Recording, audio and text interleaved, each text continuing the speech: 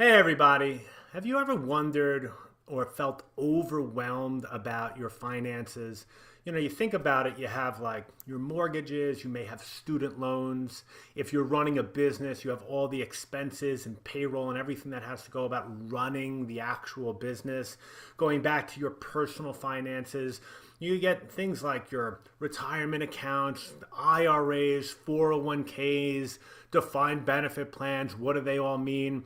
Are you saving enough? Dealing with the markets, the media, your friends telling you you should be getting involved in X, Y, and Z, and it just gets overwhelming. And at the same time, you see all of these people out there that seem like they have it all together, right? It looks like bills are paid, they have no debt, they're saving plenty of money, they have these amazing portfolios going, they're able to go on the best trips, the best vacations, their kids are going to the best colleges, schools, camps, and it seems like it's no sweat for them. And like they just have it all buttoned up and all, it's all tight. And you think down like, what am I doing wrong? What's going on? Like I'm working hard, I'm trying to do the right things, and it's just like this burden of just this chaos, if you will, of trying to get everything together and how to make sense of it all. We get bombarded with all of this information, with this too much information now. How do you make sense of what's right? Like what is going to be right for you? Well, if you feel this way, you're not alone. Okay. I was this way too. Okay. Probably magnified. All right. There was a point in time where I came out of business school, was buried in student loans, recently married, mortgages, student loans, credit cards, like kids coming out and thinking about like, how are we going to manage all of this? How are we going to get it all together? And it just seemed like we were going in all these different directions, and it became overwhelming. And by kind of just tightening up and getting focused on my own situation and just over 2 decades of work in the private wealth industry, I was able to identify 5 pillars, right? I call them pillars, 5 major key things. I call them pillars, key points that if you can tackle them and tackle them well, right, you can master your personal wealth. All right. It's a really succinct way or a succinct style of going through it methodically. I mean, going through with methodical precision. These 5 pillars, if you can get them all, you will have total mastery over all of your wealth. Now, today, we're going to be talking about the first pillar. All right, let me just pull this up here. 1 second. So we're talking about the 5 pillars to wealth mastery. Today, we're going to be talking about the first pillar. But before we get into the actual pillar, all right, I want to talk to you about goals. Now, you're going to see this come up a lot, but everything that you do, right, your goals, what you want to accomplish, must be the driving force behind anything that you do. The reason we feel so overwhelmed is like, all right, we have some investments over here, we have some student loans over there, we have a mortgage over there, we have some insurance here, and just we're doing things just randomly. And when randomness rules, mediocrity reigns. And I'd actually heard that from Brendan Burchard. Amazing. So that's how that's how I was doing it for so long. And I've seen so many people just out there that are just randomly doing their finances. And again, when randomness rules, mediocrity reigns. So what you should really, not should, what you must do, the first thing is get clarity around what you want to accomplish. What are your goals? And this is going to clear things up for you. Have you ever been at a cocktail party, or have you ever been like talking with somebody maybe at playing a round of golf or something along those lines, where they're pretty much talking like, oh, you have to do this. This is great. And it might be great, but it may not be aligned with your goals. I mean, how many people played golf with Bernie Madoff and totally got swindled because their friend said, oh, you should really deal with Bernie, before we all knew what Bernie Madoff was. And many times that's just not right for you. That wasn't right for anybody. But many times we get swayed by our peer group in thinking that we have to follow suit because if they're doing it and they're successful, it must be good. So I like to give the analogy around goals around my world. Now, I'm married and I have 3 young children. My eldest son, Sebastian, he's turning 6 years old. I have a daughter, Aria, she's 3.5. And my little guy, Pierce, he's going to be 1 in a couple of weeks. All right. Now, my goal is to take care of my family. And when it comes to picking and choosing an automobile to kind of schlep my family around, if I went out and I bought a Ferrari or like a Porsche 911, which is an amazing sports car, both of them, right? It doesn't achieve the goal to take care of my family of getting them back and forth to preschool or to soccer practice or whatever it is. It just doesn't make sense. Not that it's not a cool thing or a great thing for somebody else or maybe me in the future, right? So think about your goals specifically to you. What exactly do you want to accomplish? And there's many things you're going to want to accomplish. And I want you to grab a pen and just jot down. I mean, pause this right now. Grab a pen, jot down what are the things financially you want to achieve. Do you want to pay for your children's education? Do you want to retire? If so, what does that look like? When do you want to retire? How much money would you need to not depend on earned income anymore? Do you want to buy a home? Do you want to buy a second home? It doesn't matter what the goal is, as long as it's important to, as long as it's important to you and would improve your life. The first step, the very first step is grab a pen and paper and write down your goals. So pause right now, grab a pen, jot down your goals. And you should review these goals on an ongoing basis. So now that you have that, again, I'm just going to repeat your goals, the driving force behind every strategy you should ever consider should be from getting from point A to where you are now to achieving your goal. If it doesn't do that, shouldn't even consider it. And you're going to see this across the board in every pillar that we look at. Everything starts with your goal. Okay, let's move on. So the first pillar, now that we have our goals, hold on one second. Okay, is wealth preservation. All right, this is the first thing we want to look at is how can you preserve your wealth?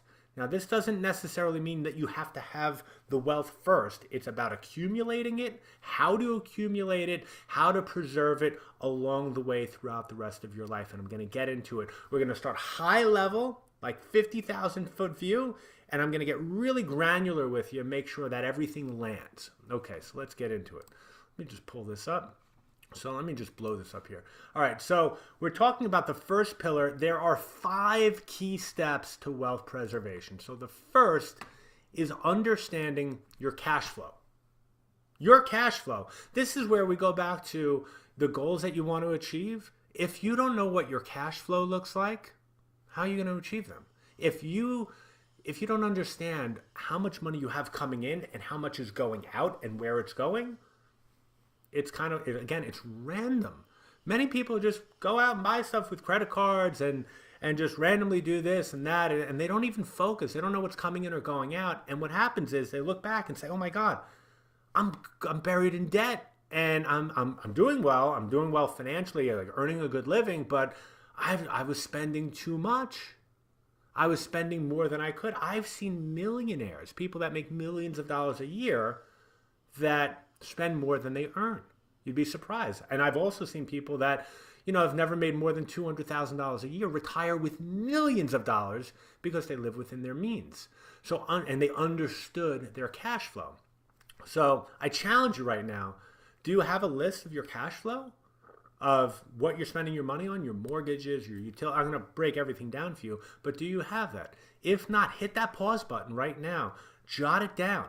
Okay, and if you want, even email us and we'll send you a cash flow worksheet that's pretty much anything you could potentially spend money on. And if I missed anything, just make another line item. Really straightforward. So you can email us and we'll get that out to you.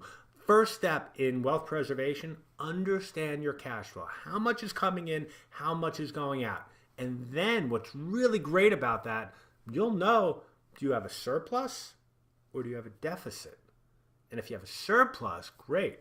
Now you can do some stuff. Maybe you can add extra money to achieve your goal. Maybe you can improve your lifestyle, go on that extra trip. If there's a deficit, okay, not the end of the world, again, depending upon the deficit, but now we want to get laser focused on where are the gaps in the cash flow that we can tighten up and or maybe in some cases eliminate, and again boost that cash flow. So again, the first key of preserving your wealth, understanding what you have coming in and what you have going out. Okay, second is building an emergency fund. So I want to challenge you right now. Do you have an emergency fund? A lot of people say, Mike, well, what's an emergency fund? Okay, and why isn't an emergency fund the first thing that we look at? Well, an emergency fund is a pool of cash in like a savings account or a money market or something like that. Not something you're using for month-to-month bills, not something you're using for investments.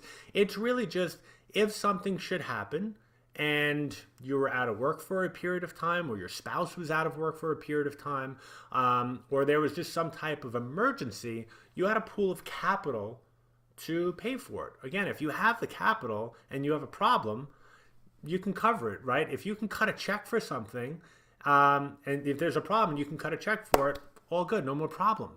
So think about that. Do you have an emergency fund? Now, a lot of people say to me, Michael, I have some money saved for, these types of things, but is it the right amount? Now, this is a moving target. The right amount for you might be different than it is for me. So it really depends, again, on your cash flow. Do you have a lot of expenses or do you have little expenses? Are both spouses working or is one spouse working? And then it's also a matter of what will help you sleep well at night. I would say a healthy emergency fund, if you understood your cash flow, right? And you knew exactly what your expenses were. If you had 2 years of expenses, meaning if you didn't earn $1 for 24 months and you had 2 years just in cash, that's a really healthy cash flow. That's a really healthy emergency fund. That's an ideal situation for the most risk-averse type people. And again, if that's what your goal is, and that's something you build towards. And on the shorter end of the spectrum, I'd say 3 months worth of cash in 3 months worth of cash in the bank or in a money market is appropriate for some people. So that's really the litmus test. From the very low end, should have about 3 months, and again, specific to your case, and that's short.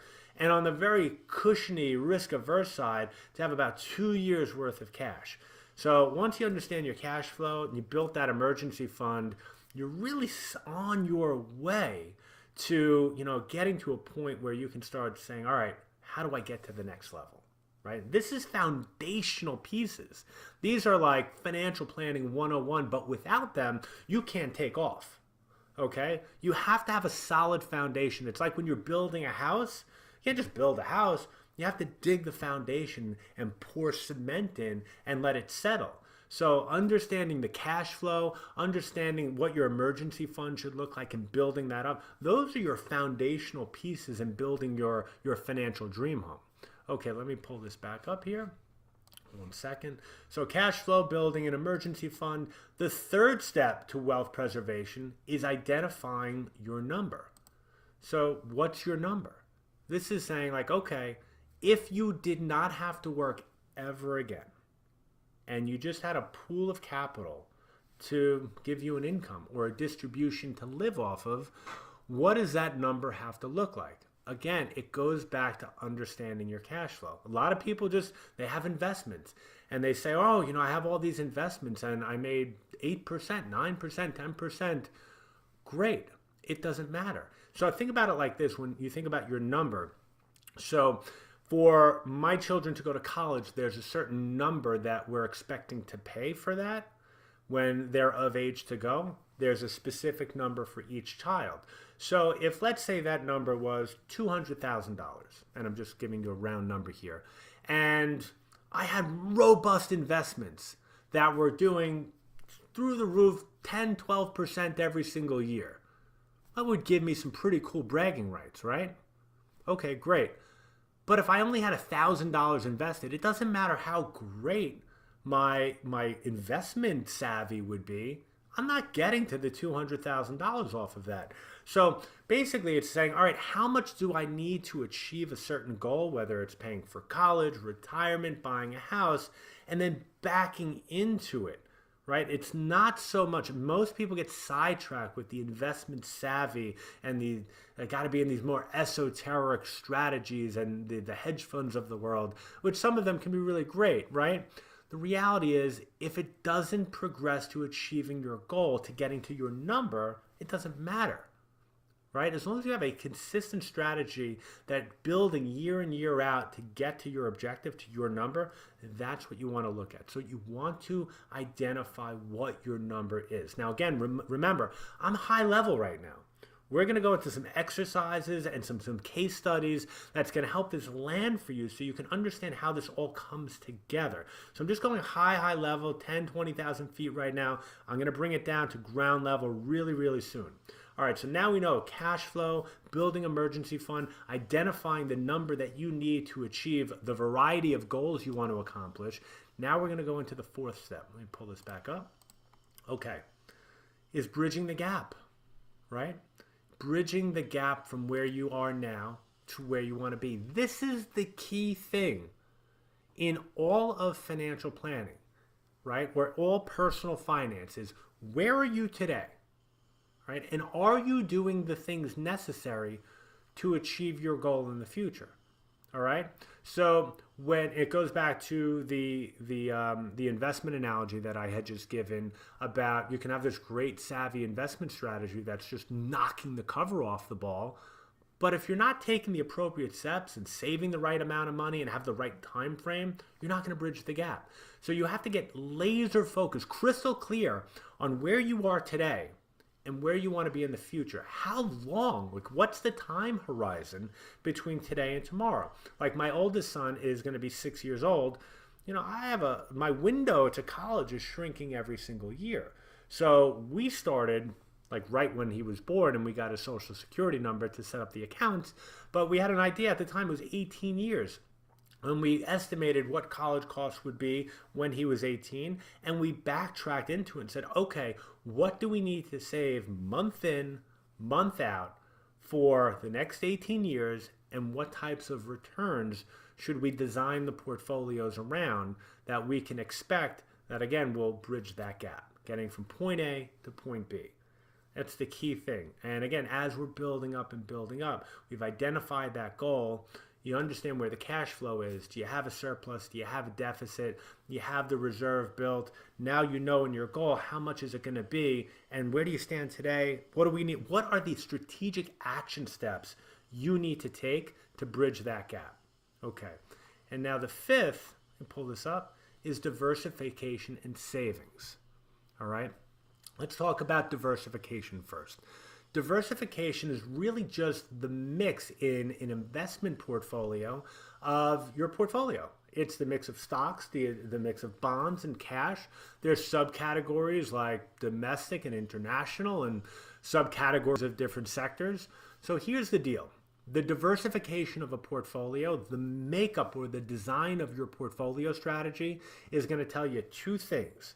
It's going to tell you how volatile that portfolio will be, how much risk, the ups and downs you're going to be taking, and what you can expect as a long-term return.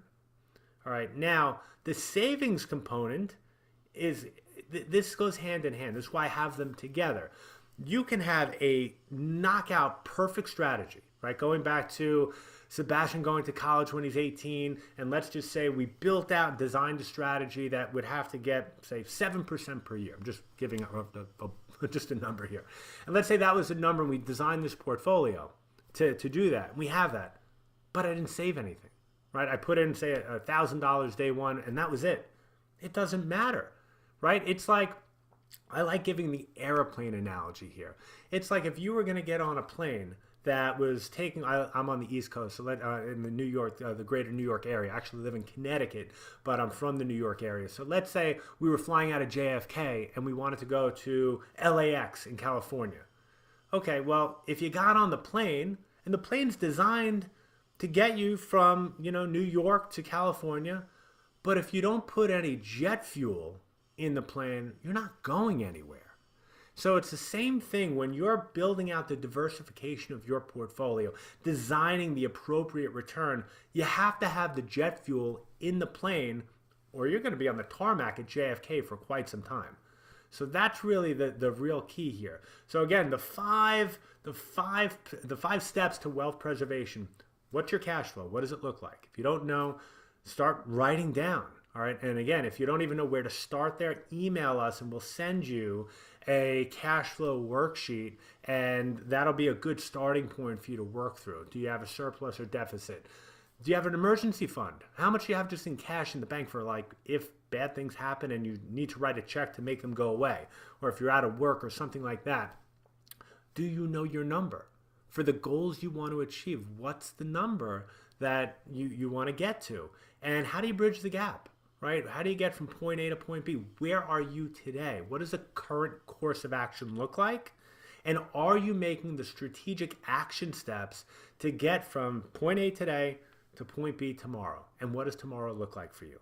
And lastly, and most importantly, think about that airplane. I'm going to bring this up again. Diversification and savings. This is part of bridging that gap. Is your portfolio designed to get you the expected return for the level of risk you're taking on to achieve your goal?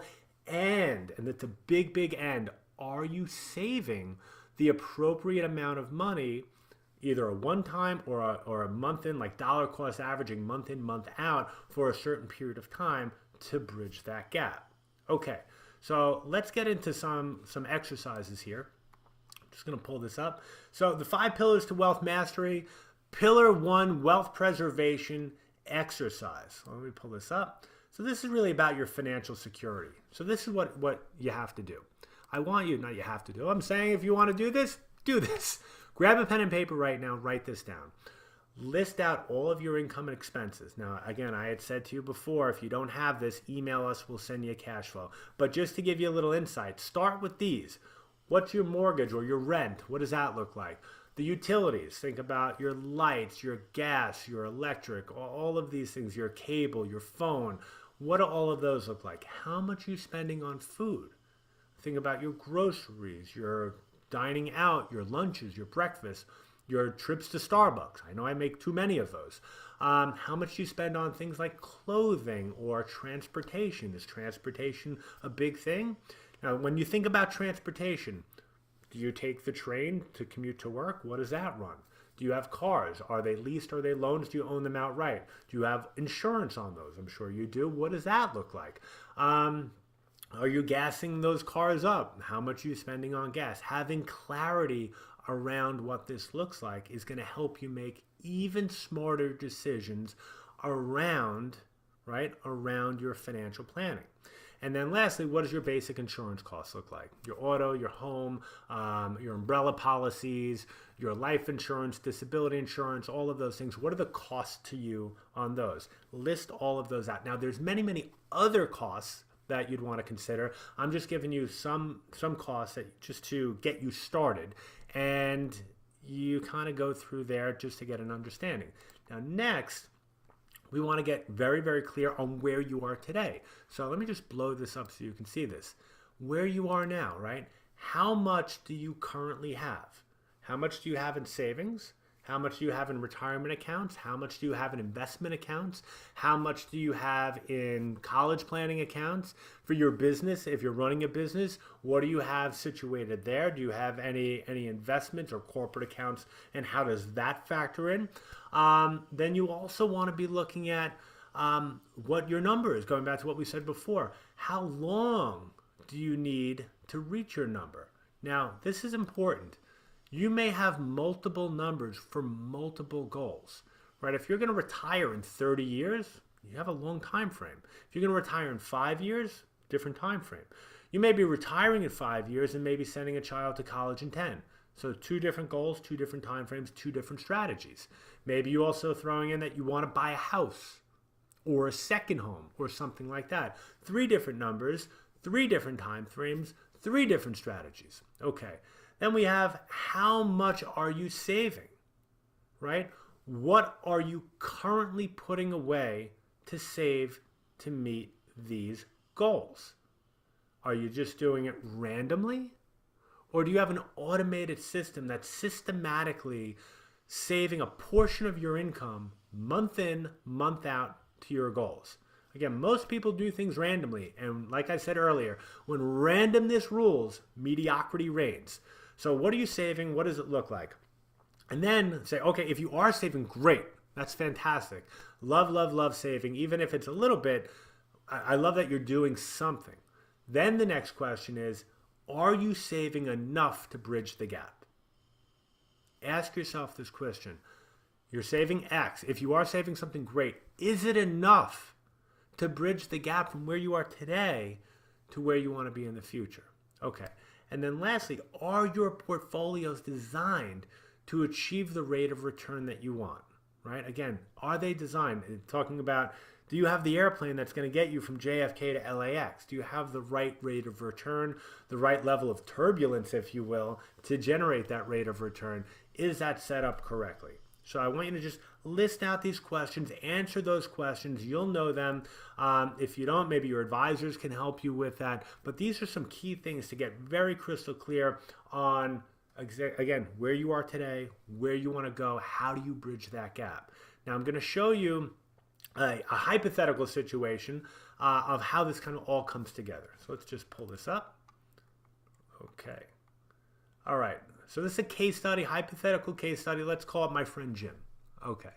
So we identified Jim's expenses to be, we went through the cash flow and we identified that Jim's spending right now $189,000, $189,951 per year. That's the expenses to run Jim's life. We know it. Great. That's what it is. Okay. Next, we determined when he's going to be retiring, like that was his goal. I should have put that in here. His goal was to retire. And we were expecting when he retires, he's going to live 40 years. Now I call this the Mount Everest effect, or the Mount Everest impact, or the descent to your preserving your wealth. Once you build up the pool of capital to distribute this $189,000 per year for, let's say, the 40 years, most people don't do this. Most people, they build up a pool of money and say, all right, I'm going to live off my 189 and hopefully I don't run out. And the reason why I call it the Mount Everest effect, when I was in business school, we did a case study on a really terrible tragedy that happened in 1996 on Mount Everest. Now, there were some movies done about this, and basically, if you climb Mount Everest, right, you have to plan when you get to the summit by a certain period of time, and you have to plan that you have enough time to get down the mountain. The problem is most people, especially in this year in particular, they didn't have a game plan. Or they had a game plan, but they just went off the rails. They went up to the top at the wrong time. They came down at the wrong time, and it took way too long. They got hit by a storm, and a lot of people died. So what I have seen over the years is many people get to retirement, they get to the summit, or they get to whatever the goal is, whether it's college, retirement, or what have you, but they didn't plan how long they would live for or how long they would need to take those distributions for. So in my friend Jim's case here, we're expecting 40 years. Now that could be wrong. What if Jim lives 45 years or 50 years? These things need to be looked at. So we want to be very crystal clear on the accumulation phase and building up your wealth, but also when you reach that summit, how long will it take you to get down? How long will your money last? And what are going to be the obstacles or the storms you might run into on your descent? So in this case, we need $189,000 distributed from the pool of capital for four decades. Okay, next, we're going to use a very conservative rate of return of 4%, meaning the portfolio design that we're going to look at for Jim here is something that would be designed and built to generate an expected return of, say, 4% per year. That would mean at retirement, Jim would need roughly $3.8 million in the pool of capital to distribute this amount. Now, mind you, this is a linear projection here. And again, I don't want you to take any of this into account. This is a hypothetical case study just to give you an understanding of how this can play out. So basically, we have an idea of what his cash flow is, about 190,000, how long he needs 190,000, 4 decades, what the portfolio looks like, 4% per year. It's rather conservative. And what Jim would need in a pool of capital growing at 4% per year to give him that amount of money. Okay, so let's move on. Just blow this up here. All right. Now we look at Jim's current situation. Jim currently has a portfolio, meaning his IRAs, his investments, a joint account with Jim and his spouse. And what we found is they have just north of $1.7 million. So currently they're at 1.7. They need 3.7. So the gap is about $2 million. Now what are they doing? Okay. So the time frame, now we know, all right, we have a $2 million gap and Jim wants to retire in 9 years. So we have a 9-year deal to get from 1.7 to 3.7. All right, now I say to Jim, what are you saving? All right, we have this time frame. You have a good amount of money now, but we need to almost double that, right? We need a lot more money in a 9-year time frame. What are the strategic actions, Jim, you're taking from a savings component? Like, what's that jet fuel going into the airplane to get you from where you are today to that 3.7, 3.8 in 9 years? So this is what we found out. Jim's saving $19,000 a year. All right. Is that enough? So now we project out and we looked at, said, well, his current portfolio, how is that designed? Because the one we looked at for the 40-year Mount Everest descent phase was to be a 4%. But the portfolio he's situated in now, as he's in the accumulation phase, trying to reach that summit, how is that designed? And what's that rate of return? And what we found is Jim's portfolio, it was designed to get an expected return of 5.5%. So now we have to look at it like this. You have about 1.7 now, saving $19,000 a year. If the 5.5% holds true over the next 9 years, where do you stand? And so this is a straightforward calculation. We find out the future value would be just shy of 3.1 million. Now, if you remember, Jim needed 3.7. That was the goal. We have a problem. What do you do with these types of problems? So there's a few things that you can do when you run into a shortfall. One, you can extend the goal. Say, all right, well, I'm short a lot of money here. I need 3.7 and I'm only gonna have 3.1 if all things go right. We're short, so why don't we extend the time frame? Maybe instead of 9 years, let's figure out how many years you have to go to get to that 3.7 number. So that's one option. The second option would be to save a little bit more money. What can you do to save more money? Now, if you understand your cash flow, which we do here, are there any areas to shift things around that you can even save more? Or do you have a surplus that maybe you can go from 19 to 30? Or 19 to 40 or something along those lines that boosts your savings and moves the needle so you're able to be in a position to achieve your goal in the time frame that you want. And then the third thing that Jim can do is he can change the mix of his portfolio. He can get more aggressive to a higher expected return. Now, with that comes more risk, more volatility, but it's just an option that Jim can do. And there's really a fourth option. It can be a combination of the first three. It doesn't have to just be one of them. He can increase his savings. He can increase the portfolio return. He can extend how long he's going to retire. He can do all of them. And all of those things are healthy decisions that you can do. So I wanted everything to land for you to see how this could work of getting from where you are today to where you want to be. So I just want you to pause now and again, go through your stuff, go through your finances, take a look at where you are today, your cash flow, your emergency funds. Do you have goals? What do they look like? What are they going to cost? And then break it down like this, just to get an understanding of where you are and where you want to go. Okay, now let's move into it. Oh, we won't. I just jumped ahead there. Okay, what are some of the obstacles you're going to run into when you do this? Because this is the deal. Let's say you do everything right. You go through it, you find out your cash flow, you've identified it, you figured out, you built up an emergency fund, you're looking at your goals, what your number is, you're bridging the gap, you've diversified, you've built out the strategy that's right, you're saving the right amount of money, everything's going well. What are the things you're going to run into along the way? Think about the Mount Everest analogy. You don't just walk up to the summit and walk down. There's storms.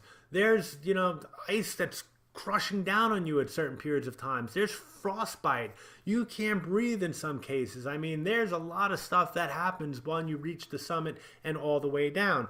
So I'm going to walk you through 5 key things that you need to be aware of as you're on your journey to the summit and the descent for your financial world in building and preserving your wealth to really live your dream life. Okay, so the first, how do you maintain your buying power? This is crucial. All right, when we talk about understanding your cash flow, people say, all right, I understand my cash flow. If I get to this point, we should be okay. Well, here's the deal. Have you ever had like a Starbucks? I love Starbucks. And some people don't like it. I really like it. I don't know why I like it, but I like it. I've been drinking the same cup of Starbucks every day for, I think, the past 20 years. I haven't changed my order. Same order. Okay, I get a small Starbucks with a shot of espresso and a little steamed milk. I've changed it to almond milk recently because apparently it's healthier for me. That's what my wife tells me anyway. That was really the only change. They call it a red eye something. So whatever the case may be, it has gotten significantly more expensive over the past 2 decades. Same cup of coffee. So your purchasing power of the things that you're buying, you can live the same exact life. Doesn't mean that you're jet setting all over the world, even though that would be pretty cool. The reality is this, just to maintain your purchasing power, to do the same things, you need to be mindful of what is the inflation rate looking like. Meaning, what are the costs of goods and services, the cost of your gas, the cost of your insurances, the cost of your groceries, the cost of your vacations, the cost of everything you do. What is that number growing at? Historically, it ranges between 2.5% to 3.5%. But sometimes it's a lot higher. Sometimes it's a lot lower. And so this is a key factor that can derail you on your way to achieve your goal. If you don't factor in the cost of living, it can erode your capital because your purchasing power just might not be there. So it's a very crucial component in building out your financial plan is to really understand what is the inflation parameter that you should be factoring into your financial projections to see if your plan will hold true. Okay, so that's the first. How do you maintain your buying power? Remember the Starbucks cup. Now, you may drink something else, maybe Dunkin' Donuts, maybe a homebrew, I don't know. That's just an analogy that I like to use. The next is the tax drag. Tax drag on your portfolios, on your financial plan, could be, if not is, probably the most costly thing that you will encounter. Now, if you have a lot of money in IRAs, you say, well, Mike, it doesn't matter, like it's all deferred anyway. Okay, yeah, it is deferred. But when you start taking distributions, right, those dollars do become tax. And so I want you to think about the tax drag is really, really important because it's like termites eroding away at your capital. And a lot of times we don't think of it. I hear so many people say, Mike, I'm making money. It's all good. You make money, you pay taxes. Okay, but if you can make money and not pay taxes, or at least reduce your taxes, that's better, right? Nobody said no to that. So you want to be mindful around, is your strategy tax efficient? We want to make sure that in whatever we're doing in bridging the gap from point A to point B, is how can we reduce the tax drag on the portfolios. Now, there's many, many ways to do that, so we're not going to get into all the particulars right now, but it's something to be cognizant about. It's not just about having the best return. Now, think about it like this. If you bought something, let's say you put $10,000 into something, and it doubled tomorrow, right? You bought some stock, took off, you bought a stock and it took off, and $10,000 was $20,000, and you sold it. Said, I doubled my money, I had 100%. Well, it's not so much because the $10,000 profit you got to pay capital gains taxes. And there's different types of capital gains taxes. If you sell things before a year, like you didn't hold it for a year, like in this scenario, it's ordinary income.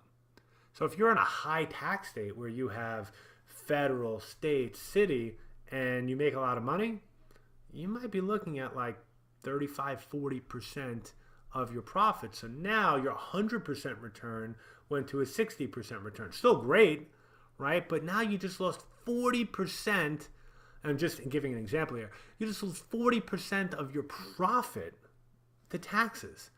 So there's a number of ways and strategies that you can identify and implement, if they're right for you, that will help you limit or mitigate the drag on the tax drag on your portfolio. The less you pay in taxes legally, the faster or the more you can move the needle to get from where you are today to where you want to be to achieve your goals. Okay, so that's the tax drag. Next, how do you manage fees and expenses? Now, I run into this all the time. Again, we talk about termites eroding away your capital. We talked about diversification a little bit earlier. Many times what I've seen is that people will come to me and they'll have 3 or 4 different investment managers or financial advisors. And they say, well, I don't want to keep all my eggs in one basket and I'm diversified this way. I say, okay. And more times than not, what I find is they kind of own very similar portfolios. So think about our example of Jim, who had $1.7 million, give or take.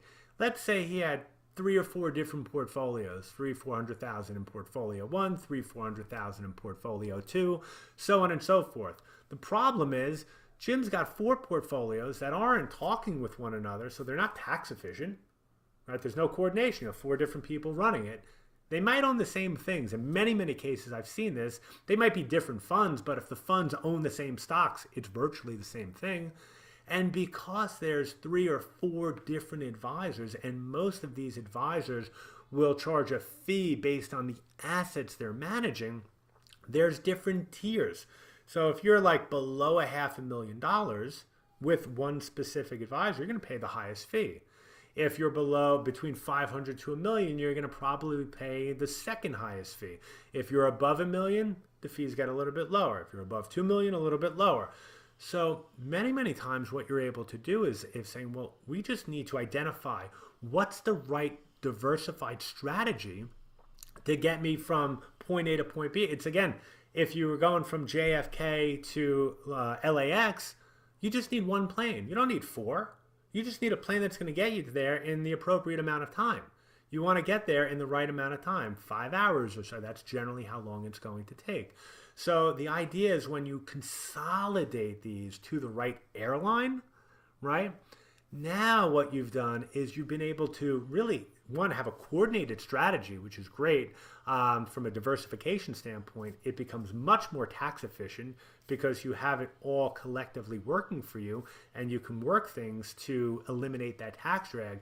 But the key here is that if you had 4 different people with $500,000 in each one of them, and now you have one really good investment management strategy that you have $2 million, just in this example, $2 million, fees come way down. So you're getting a better thing, a better result because you have a coordinated, more tax efficient strategy for a lower cost. So that's just one. There's many, many ways, many things to look at, but beware of the tax drag on your portfolio. So right now, how many advisors do you have, running money for you? And what are the fees that they're charging? Are they commissions? Are they investment advisory fees? Are they financial planning fees? How do they stack up against one another? And then is the portfolio diversified? Is the structure similar? Because if it is, just consolidate them. Okay, next, behavioral finance. Okay, this is one where I think is really crucial and maybe might be the most important obstacle you're going to run into. Now, this is meaning how do we manage our mindset around all of the noise and all of the storms that are out there? Again, if you're climbing to the summit of Mount Everest or you're on your descent down And storms come along like market corrections or bear markets or weird economic data that's coming out that's kind of weird to take in and understand. And in this day and age, in the 24/7 news cycle, it's just a constant bombardment of all of these things. So nobody knows what to do. Your reaction to these things will really dictate whether or not you're going to achieve your goals. So think about it like this. If you have done everything right, you understand your cash flow, you built your emergency fund, you knew your number, you designed the portfolio, you're saving the right amount of money to bridge the gap, and then a market correction happens, and you react or you panic, and you sell out and say, oh, this is not going to work now. All of the planning is for naught. It's a different world now. You just crushed yourself. That's it. So here's some school of thought. I want to give you some insight into what or how to react to 4 different things. The first is market corrections. What is a market correction? A market correction is when the stock market drops anywhere from 10 to 20% in a period of time. How long that time frame is, it's different all the time. Here's the key. Going back, JP Morgan did a study. They usually do a study each year. Going back since when they've recorded this stuff for multiple decades. I have to get the exact numbers. But basically, you can count on a stock market correction happening almost every year. Now, here's the thing. The average correction in this study was about, I think, around negative 14%, meaning like from the peak until the trough before it turned around. It dropped about 14% for the broad market. I think that's about right. But here's the deal. Most of the time, as scary as they were, most of the time they turned around, and it was for a short period of time, and then the market went back up. The problem with market corrections is most people fear, because when it hits hard and fast. And most people fear it's going to roll into a bear market. And the bear market is what everybody fears, right? Nobody wants to go back to the financial crisis days in 2008 or the bubble bursting of 2001 or the Russian ruble crisis or long-term capital back in 98. If any of you are watching this, you remember any of that stuff. Nobody wants to go back to that. Here's the reality. If we look at what a market correction is, we know it now. 10 to 20% decline for a period of time. Most of them turn around and turn back into a regular normalized or even bull market. A bear market, it's part of investing. Now, these things typically happen every 5 or 6 years or so. And what we've seen historically is really a bear market is a correction in the market that's beyond 20%. We know the correction is from 10 to 20, so anything that's worse than 20% is qualified as a bear market. Now, on average, if we look at every bear market since they've been recording this stuff, they typically range of about a negative 30% decline.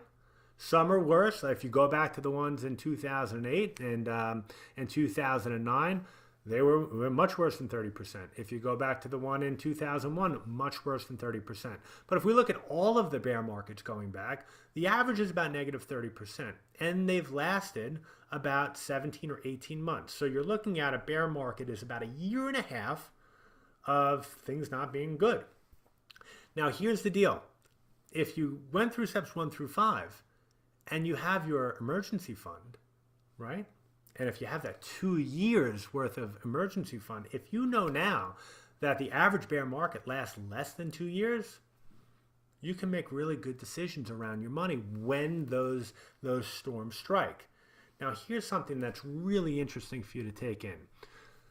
How you react to these things. If you panic and sell out, like think about how did you react if you were investing in 2008, 2009, did you see it as an opportunity, or did you think the world was coming to an end, cash in, and wait for things to settle down? I bet if you panicked, hindsight being 2020, you would think like, I shouldn't have panicked. I actually should have bought in. It was a big opportunity. And here's the deal. That was really bad. That was a scary time in the markets. If we look at every single bear market, they all occurred for different reasons. Every one of them occurred for a different reason, but they all have one common thread, one thing in common. Each bear market, going back to when they've recorded this stuff, has given birth to a new bull market. And those new bull markets have done much better than the previous ones. Just think about the financial crisis when the markets went all the way down to, I think the Dow was at like 6,500 or something. Looking back, I mean, that's probably one of the best buying opportunities in your lifetime. So the key is to say, if you have your plans when these bear markets or corrections happen, is to not deviate. And think about like this, going back to my airplane analogy. If you've ever been on an airplane, and anybody watching this probably has, you've probably experienced some turbulence. The biggest risk people have, if you had the ability to hit an eject button during turbulence, you're not getting to LA. You're going to be walking in some farm like in Iowa or something. It's just not going to happen for you. So one of the key obstacles is, how do we manage our behavior around these types of environments? Now, that's how you manage it on the bad stuff. Our mindset and how we react to things during bull markets or market bubbles really also really important. So think about it like this. When things are doing really, really well and you hear somebody at a cocktail party or the club saying to you, oh, I just crushed it. I was in big on XYZ stock and I made all this money. And you start thinking about your portfolio. You have this diversified strategy that's built to get you to your goal. And it's not doing these numbers that they're sharing with you.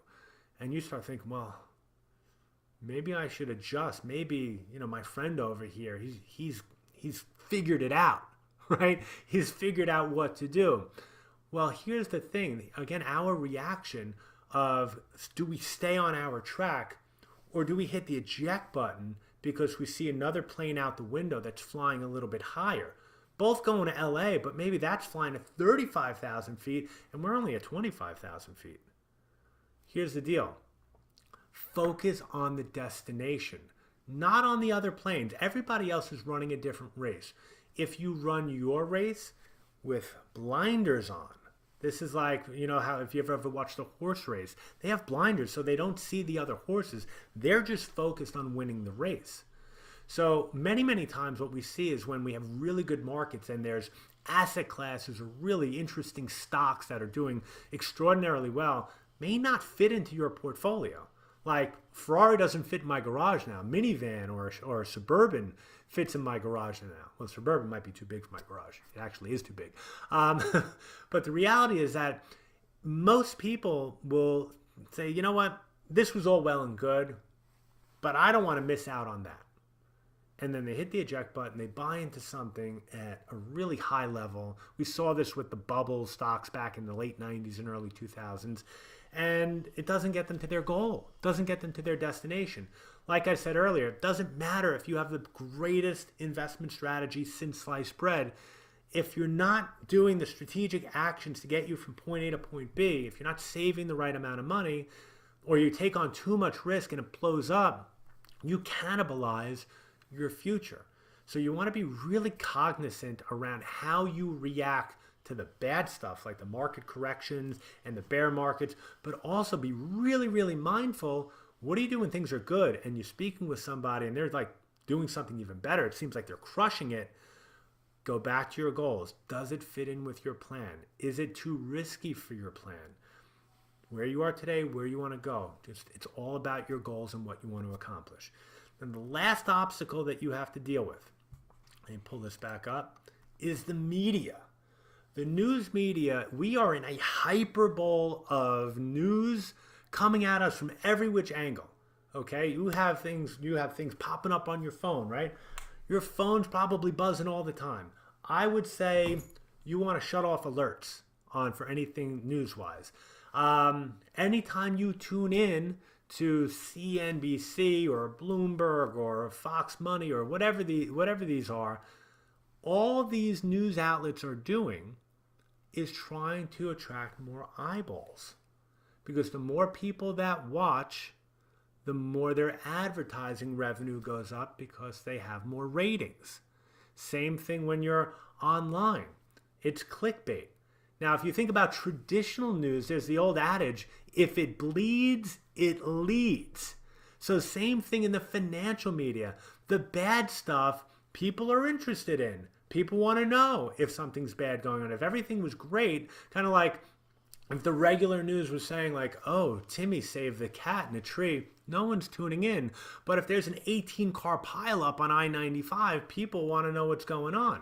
So think about this, where the media, when you tune in, the negative effect that it can have on your subconscious when you're making financial decisions is really, really powerful. And think about what they're doing. They don't understand what your goals are. They don't know what your number is. They don't know how much you're saving. They don't know what you need to do to get from point A to point B. They're trying to figure out what's going to bleed so it leads, what's going to attract the most eyeballs so their ratings go up so they can make more advertising revenue. I would say this, one of the best things you could do, go on a 30-day financial news diet. Don't look at the market. Don't look at CNBC. Go on a diet from the financial news. You're going to feel better because you're not going to have that negative news stuff coming into your subconscious. And I think you're going to come out feeling much, much better. Instead of focusing on what the news is telling you to focus on your goals. Think about your destination, where you want to go, where you are today, where you want to get. What are the strategic action steps you can do to bridge that gap? And be very aware of the obstacles to hold you back. All right, so those are the main obstacles. And now I just want to walk you through, again, the one key takeaway. And you're going to hear me talk about this over and over and over. And I'm just going to blow this up for you here. Is be sure that you establish your goals. Your goals are the driving force for every action and every strategy you ever implement. Remember, when randomness rules, mediocrity reigns. Okay, now all you have to do from here is check out my next video. All right, I'm going to be coming to you in the next day or two with a new video that's going to talk about the second pillar, which is about wealth protection. Now we've figured out how to preserve your wealth and climb to the summit and descent and the obstacles that can kind of derail you. Now we have to talk about protecting it, which I talk about building a virtual moat or a virtual wall around your wealth. So stay tuned to our next video, which will be coming to you in the next day or so, and you'll learn all about how do you protect the wealth that you have built. So I hope this message has served you. I look forward to seeing you out there. In the interim, I want you to continue to making smart decisions around your money. Right? Make smart decisions so you can move even faster, so you can improve the quality of your life by achieving your financial goals. I'm Michael Gold. Make it a great day.